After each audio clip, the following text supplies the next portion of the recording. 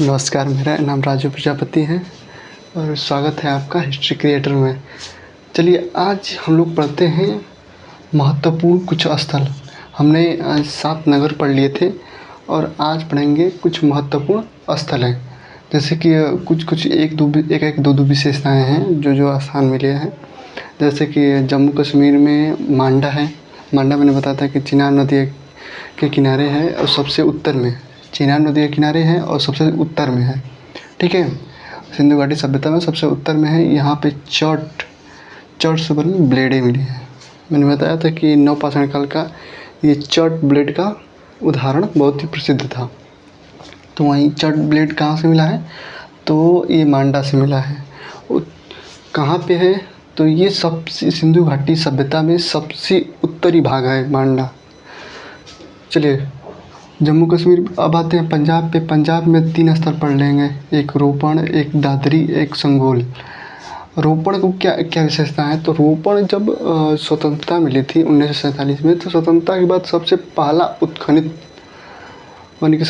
उत्खनित ये क्षेत्र है। कौन सा? तो रोपड़। यहाँ पे क्या क्या मिला है? तो मालिक के साथ कुत्ते का दफनाए जाने का साक्ष्य। मैंने नवपाषाण काल में बताया था कि बुरझोम से मालिक के साथ कुत्ते का दफनाए का साक्ष्य मिलता है। यदि मानव के साथ कुत्ते के दफनाने का साक्ष्य यदि सिंधु घाटी सभ्यता में पूछेगा तो आप लोग बताना है क्या? रोपड़। ठीक है, आज दधेरी। दधेरी क्या है? परवर्ती हड़प्पा है। परवर्ती हड़प्पा क्या होता है कि जब ये मैंने बताया था कि प्राक हड़प्पा का मतलब कि हड़प्पा काल से पहले का, और ये परवर्ती हड़प्पा यानी हड़प्पा काल के बाद का स्थल। ठीक है, तो ये दधेरी जो है परवर्ती हड़प्पा यानी कि हड़प्पा काल के बाद का स्थल है। कहाँ पे? पंजाब में। ये नहीं है कि हड़प्पा काल के केवल बाद ही में हुआ है, हड़प्पा काल के समय भी है और उसके हड़प्पा काल के बाद तक है। संगोल में आज ये पंजाब में संगोल में क्या हुआ है? तो तांबे की 2 छेनियाँ मिली हैं। छेनी, हथौड़ी। जैसे कि लकड़ी फाड़ना होता है, लकड़ी को चीरना होता है, तो छेनी को हथौड़े से तोड़ पीट के उसको अलग किया जाता है। यहाँ छेनी लगा दिए, वहाँ छेनी लगा दिए और उसको तोड़ रहे हैं। यानी कि पत्थरों को तोड़ने में, लकड़ी को फाड़ने में इस छेनी का प्रयोग किया जाता है। तो ये छेनी का जो 2 साक्ष्य मिले हैं, वो भी छेनी लोहे की नहीं है, ये तांबे की हैं। तांबे की 2 छेनियाँ कहाँ से मिली है? तो संगोल से। और अग्निकुंड के साक्ष्य भी मिले हैं यहाँ पे संगोल में। पंजाब से आइए अब नीचे, उसके नीचे हरियाणा में क्या है कि राखी गढ़ी है एक। राखी गढ़ी भारत का सबसे बड़ा स्थल है। पूछे कि भारत का सबसे बड़ा स्थल सिंधु घाटी सभ्यता में कौन सा है? तो राखी गढ़ी कहाँ पे? हरियाणा में। ठीक है, फिर दूसरा जी हरियाणा में कुनाल है। एक कुनाल में चांदी का मुकुट मिला है, 2 ठे मुकुट मिला है। ठीक है, तो चांदी का कहाँ से मुकुट मिले हैं? तो कुनाल से। यूपी में जाइए, यूपी में है आपका बागपत, एक ज़िला है लखनऊ के आसपास में। तो बागपत ज़िले में सनौली में हड़प्पा का स्थल मिले हैं और 25 शवाधान मिले हैं। यहाँ पे 125 शवाधान, 125 लोगों की वहाँ पे लाशों का कंकाल मिला है, जो किस तरफ से दफनाया गया है? तो उत्तर और दक्षिण की तरफ, उत्तर की ओर सिर करके, दक्षिण की तरफ पैर करके दफनाया गया है। और साथ ही में यहाँ पे बागपत के सनौली में जानवरों को भी साक्ष्य मिले हैं।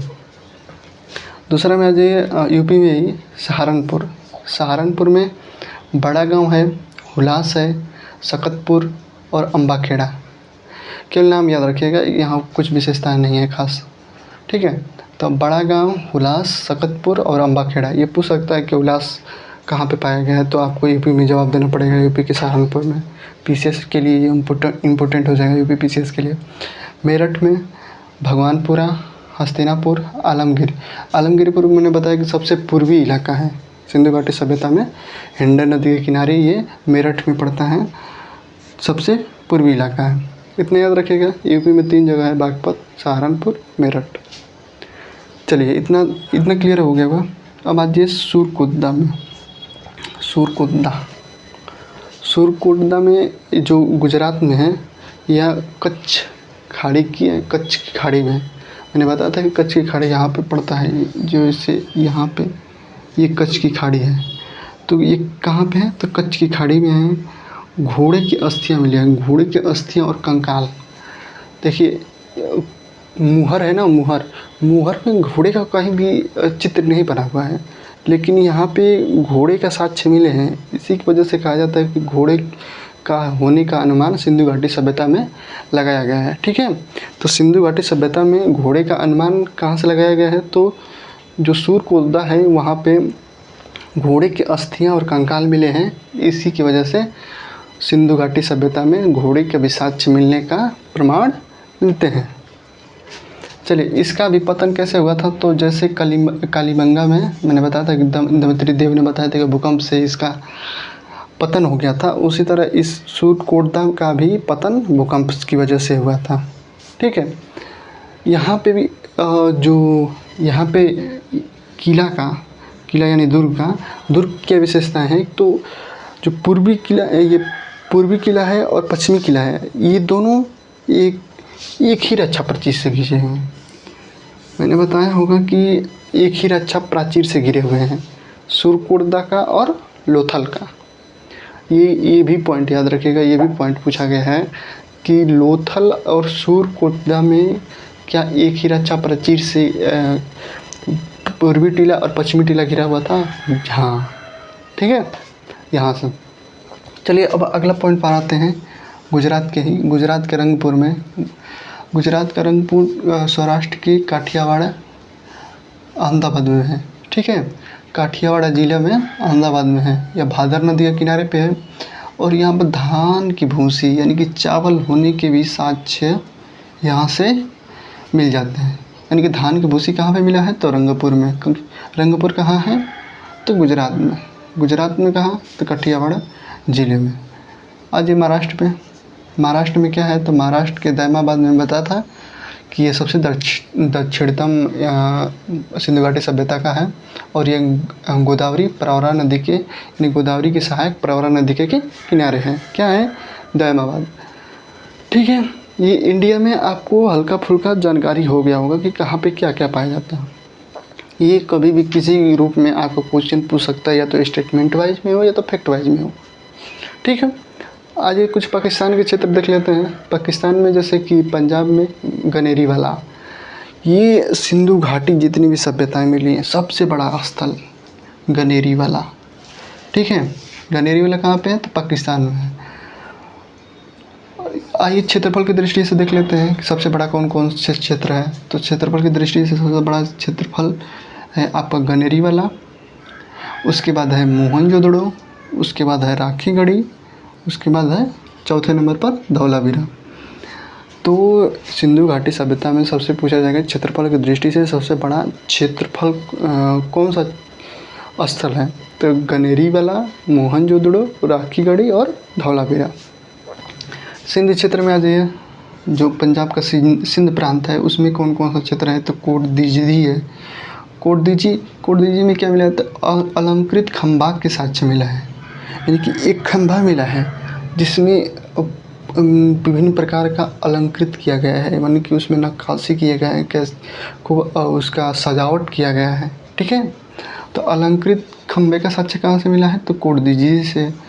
पत्थर का तीर मिला है, जैसे कि तीर के ऊपर का जो भाग होता है वो पत्थर का नुकीला बनाया गया है, ऐसा तीर मिला है। किसके? पत्थर के। मातृ देवी की मूर्ति मिली है। एक मूर्ति ऐसा मिला है कि जैसे कि उनकी योनि से एक वृक्ष निकलता हुआ, यानी कि उर्वरता को, माता जो जन्म देने वाली हैं, तो ऐसे माना गया कि उर्वरता की देवी है। तो इस मातृ देवी को का मूर्ति कहाँ पे मिला है ऐसा? तो आपका मिला है कोटदीजी में। आमरी में आ जाइए, आमरी में बारहसिंगा जो होता है, सींग उसकी एकदम बिल्कुल लंबी शाखाओं की तरह निकली होती हैं, तो वो आमरी में मिला है। अली मुराद में पूरा का पूरा ये ग्रामीण सभ्यता, जैसे ग्रामीण जो भी बस्तियाँ होती हैं बिल्कुल उस तरह के अली मुराद में मिला है, ग्रामीण बस्तियों की तरह अली मुराद मिला है। जरीदड़ो में जैसे कि हमने बताया था कि धौलावीरा में स्टेडियम को जो साक्ष्य मिला था, उसी तरह यहाँ भी जरीदड़ो में सिंध क्षेत्र में, पाकिस्तान के सिंध क्षेत्र में जरीदड़ो में स्टेडियम के साक्ष्य मिले हैं। अलीदीनों में भी बंदरगाह के साक्ष्य मिले हैं। ठीक है, जो अरब सागर था तो उसके आने जाने के लिए बंदरगाह अलीदीनों में भी मिला है। बलूचिस्तान में आ जाइए, बलूचिस्तान में नौशहरों में सिंदूर के साक्ष्य मिले हैं, सिंदूर का। और उसके बाद बालाकोट में सीप का। बालाकोट एकदम बिल्कुल अरब सागर के नज़दीक में लगा हुआ है, तो वहाँ पे सीप के साक्ष्य मिले। सीप का मतलब जिससे मोती निकाला जाता है।